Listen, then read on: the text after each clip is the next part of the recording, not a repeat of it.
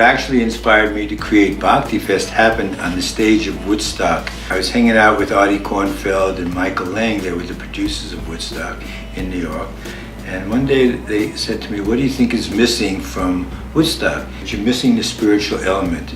And they said, what do you mean by that? I said, let's invite one of the Swamis who are in New York to come and do the invocation, to bring everything together in the beginning, set the intentions. They said, okay, you produce that part. I went back to my spiritual guru at that time, who was my Hatha Yoga guru, my asana guru.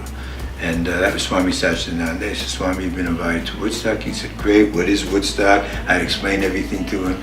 And then so we flew him up by helicopter and he landed backstage. You actually see this in the movie called Woodstock, the director's cut. And I walk him on stage and we get on stage and we look at this audience and he's like, here's almost 500,000 people, and like nobody ever saw this crowd in America, pretty much anywhere except in certain Kumbh Melas in India when there's millions of people. And the Swami said, oh my God, this is fantastic. Someday, Swami, we're going to have all these people chanting the divine names. And he said, oh, Sridhar, I hope so. So 40 years later, in 2009, we created Bhakti Fest. We're building spiritual community. So people come here and they leave their cares and worries about the world, about the relationships, about what's happening in the countries, and they just come here and immerse.